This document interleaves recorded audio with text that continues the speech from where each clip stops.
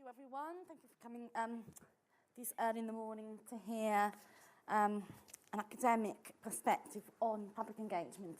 And I thought I'd title my presentation to you today, What Comes After Critique? Because as an academic, that's, I think, an important question for me, and it was also something that allows me to talk about a deep-seated tension between academics' defensiveness of their critical freedom, of their autonomy of thinking, and their right or even duty to be critical and sharpen their analyses, and their expectation that they should also be publicly engaged.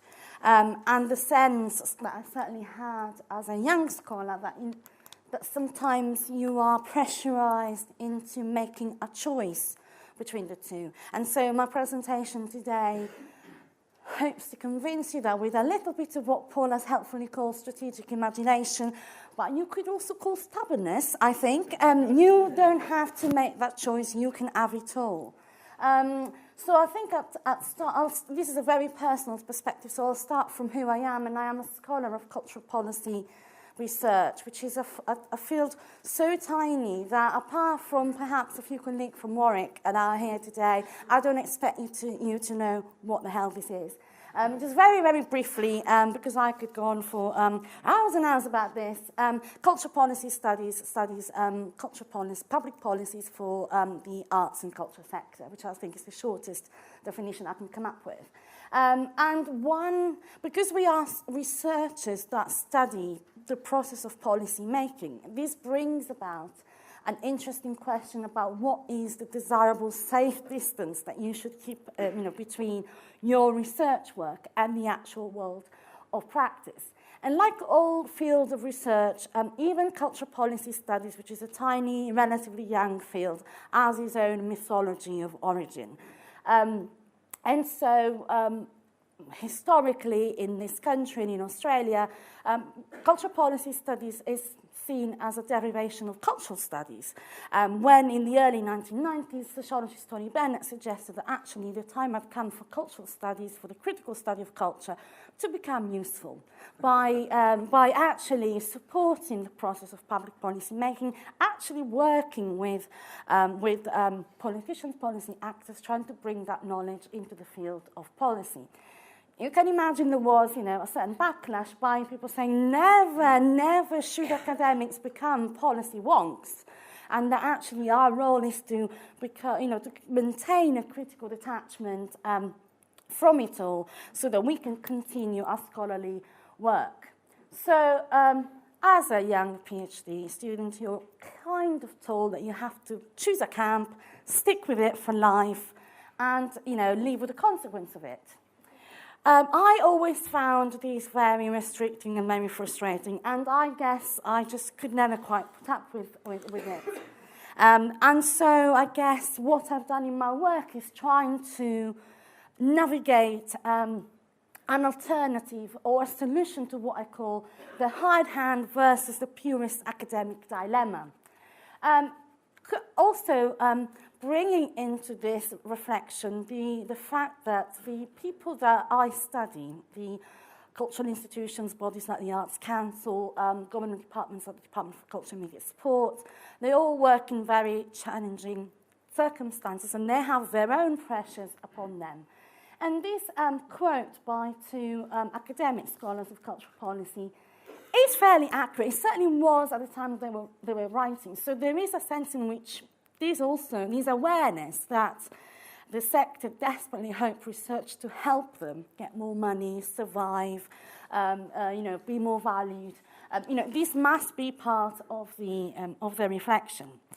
Then, of course, in my case, things get even complicated because I dare have a humanities background and suggest I have a contribution to make to policy making. And of course, when you have a humanities scholar, you can't help being aware of the widely shared sense that parts of the world have that what you do is at best a frill, at worst completely pointless. So then there's there's that added sort of little pressure on you. But at the same, and to make that complicated, there is also the impact agenda, which it also brings with it the necessity of not just having an impact, but also evidencing it, telling a compelling story of your activity in the world. So there's a whole series of very delicate balancing acts that are required if you want to survive all of this. But at the same time, I always found comfort in the awareness that even though there was the risk of compromising myself, and perhaps, a lot of people even in my field would just dismiss my work just for it being, publicly engaged. Let's not kid ourselves that as academics we are in some kind of privileged position from which we can speak truth to power. That's very naive at best, disingenuous at worst, because there is no single truth that any of us hold or can be spoken. Certainly, academics have no particular privileged access to this truth, whatever that might be. And also, academics don't and can't ever sit outside of power, looking in, speaking at it or to it, as if they were somehow outside of relationship of power, of structural inequalities. And, you work with universities. If there is one site of power struggles, that's the university. So let's not kid ourselves.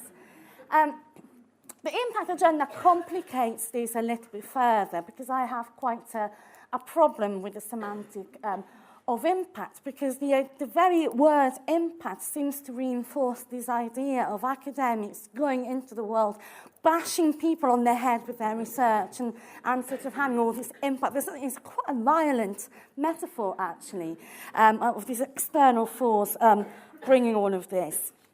And also, I think I need to come clean here about some of the personal mixed feelings that I have about the impact agenda, because a lot of my own academic work has been a critique, if you like, of the way in which the expectation that the arts, the publicly funded arts, should have a socio-economic impact on society has become part of their justification for funding, and therefore has been used as a proxy for value. And then what happened was the REF came along, and this very critical work on impact became a REF impact case study, so that the perceived social impact of my work could be used as a proxy for value.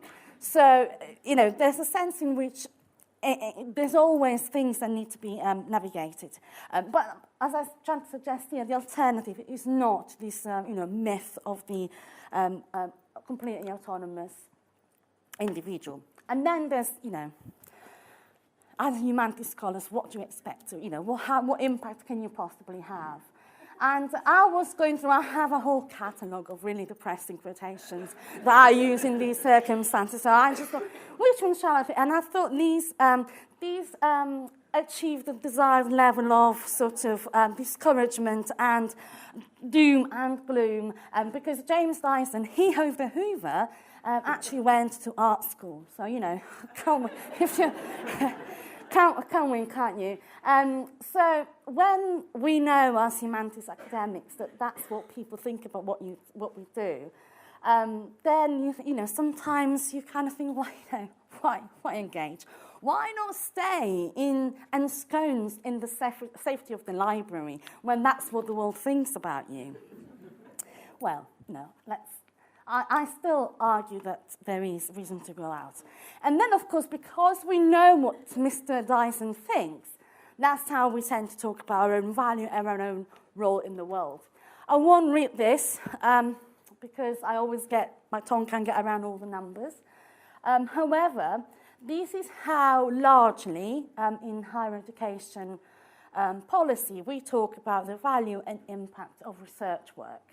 Now, the report is very ambiguous. Don't ask me what immediate benefit is as opposed to long-term benefit, because the report doesn't say. I don't think that's the important thing. What the take-home message from here is you put £1 in, you get 10, possibly 20 if you're willing to wait. how we could possibly have a deficit still if this was true. And really, yesterday, my sense about was, just, if you could argue, give us a fiver, wait long enough, and we'll sort out the deficit for you. So that's, you probably don't need me to give you a profound critique of why I think this is problematic. Also, for me as an academic, I don't think that these numbers are very meaningful, but assuming they were true, that's not why I do it. I think that as a personally, as an academic, I dedicate a lot of time and energy to public engagement because it's important, because actually engaging with impact means tackling some of the big questions that I actually quite often tackle in my own research work. Because I think asking about why we should be publicly engaged public workers has to do with bigger questions about what universities are, what their role is in society, especially when society is going through difficult times, what universities contribute to society, and how do I, as an employer of a university, do my bit. How does my work reflect the fact that I work in a public institution? But also, more specifically, as an academic, what is the point of critique? Is really the value of my work just hurling critique at people working in the sector and just then stand by and watch what happens? If anything happens, who cares? I just think that actually research is too important to be just about, critique for critique's sake. And I do think that research shouldn't go into journal articles to die, read by 5 people. I think that's actually where the journey of research in the world should start. And ideally, it shouldn't just be in a place where 5 people have access to it. And I think that the way in which I have dealt with that initial dilemma has been to actually get stuck in and find on my own skin that balance, trying to work out what, kind of relationship as an academic I should have with people who operate in the sector and in the public policy sphere. So for my sins, I became involved in this large-scale public engagement project run by the University of Warwick, the Warwick Commission on the Future of Cultural Value. And the commissions are a programme of work that Warwick has been run since 2007.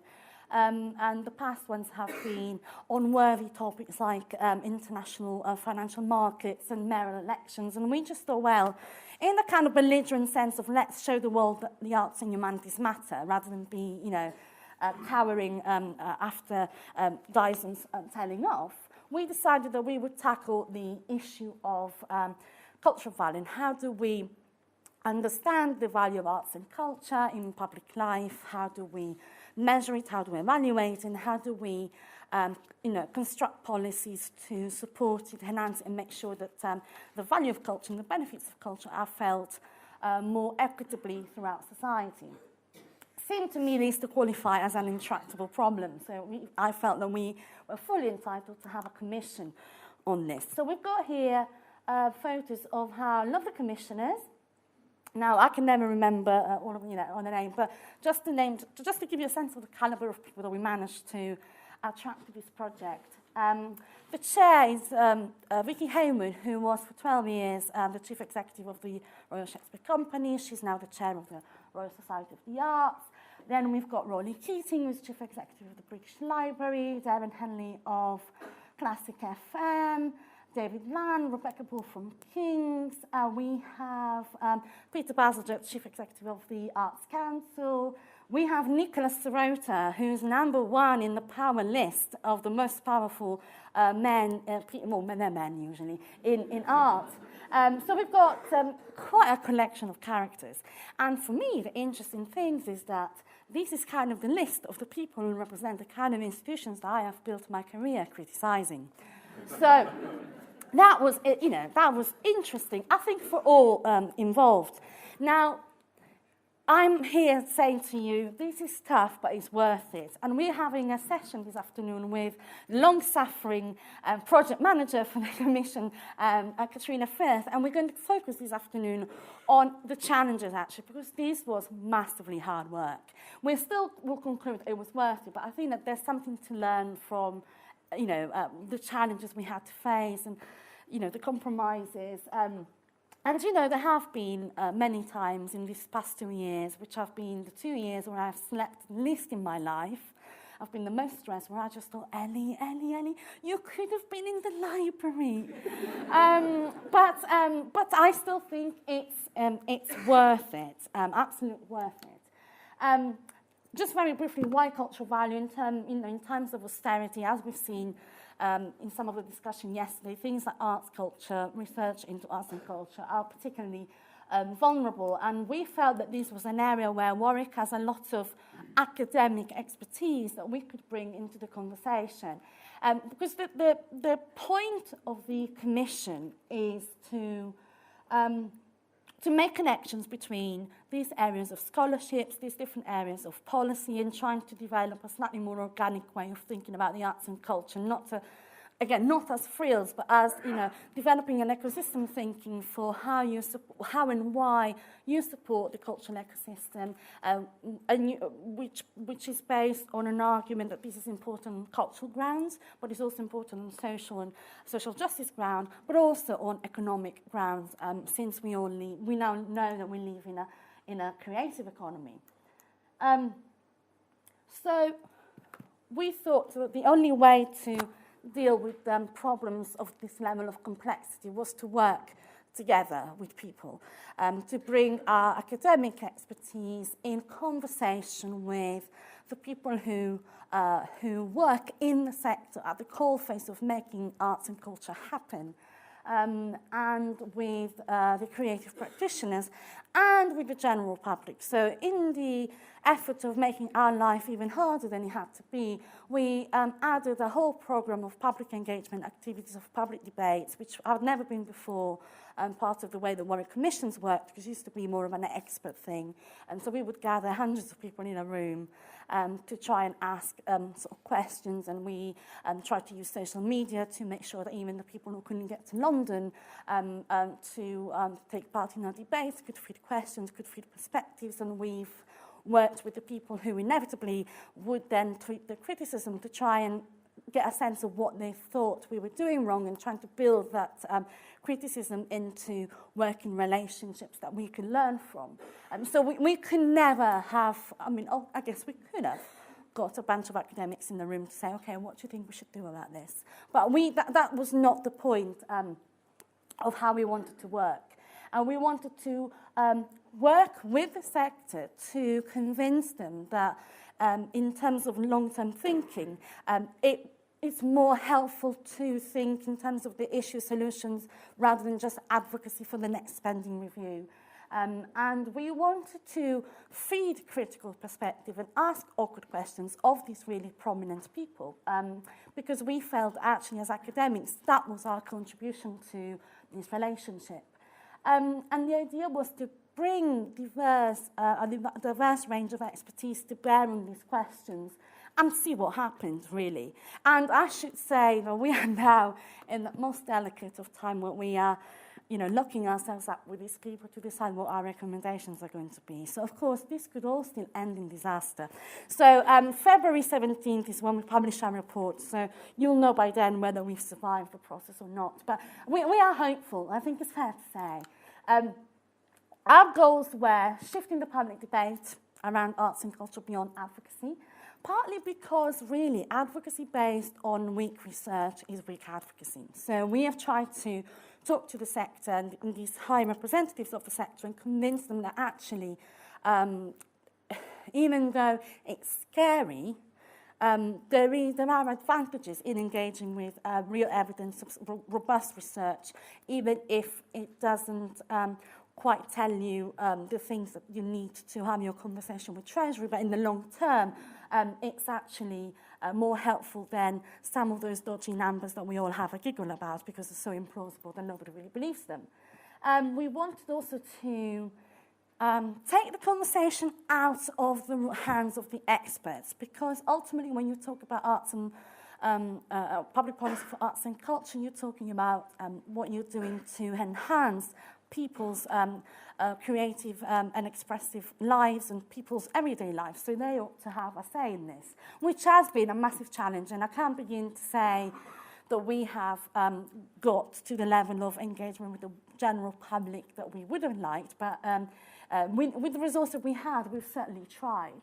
And we wanted to consolidate the impact of what we like to call a Warwick approach to developing cultural policy thinking, which means bringing that critical, analytical dimension to the fore, but working with the sector and making sure that our research is meaningful to the people who are on the ground.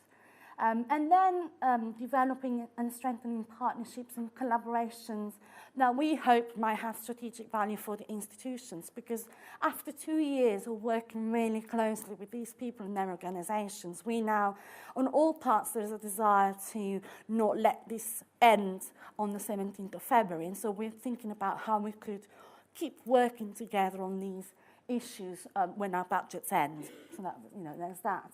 But I think that's really important. And coming to my last slide, strategic imagination I see as something that has helped me navigate that middle ground between this, slight myth of the autonomous, separate, critical academic on the one hand, and the pseudo consultant who happens to reside on a campus, on a university campus. And I find that relevance has been in my career a more helpful concept to work with than usefulness. When I write about policy, when I write about the effectiveness or failure of effectiveness of policies, I am talking about a lot of people's daily working lives.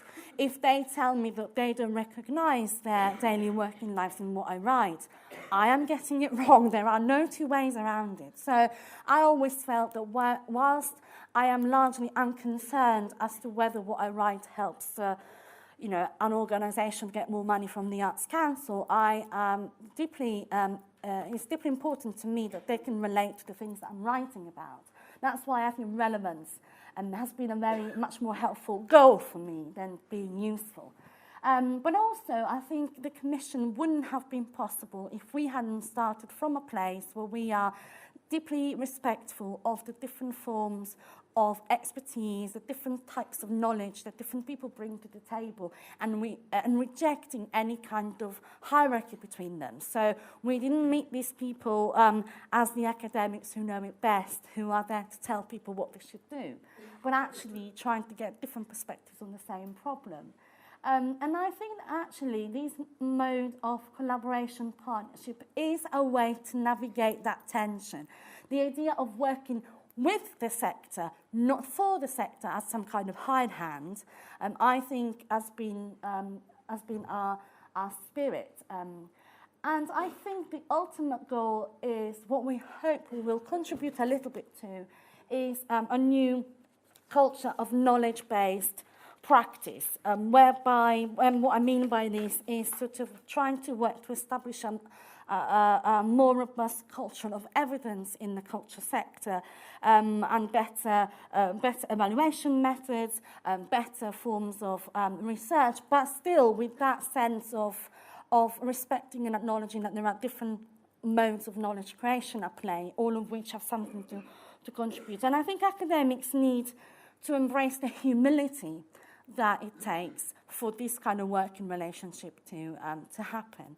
And I think also that what we've been struck, has been the incredible generosity of people who lead very busy professional lives and who've been willing to meet with us several times, to share the data with them, to be incredibly honest about the challenges that they face and their concerns and their worries. And ultimately, what we discovered, because of course we are, this will become a ref impact narrative, so we are documenting our own impact, but we found that this has been incredibly easy because our partners, our collaborators, have become, in a sense, our champions of impact. We haven't had to ask them for any, testimonials, because they would sort of embrace the project and talk about it to people. And we've actually found that one of the biggest challenges was, with a very tiny team, how to manage the expectations and the enthusiasm and the desire to engage with us when there is only 4 of us, and I am on paper working on this project on 1 day a week. But certainly we found that in terms even of ticking the institutional boxes and working for the institutions within this kind of set of expectations, actually a genuine partnership works better than any kind of instrumental, pragmatic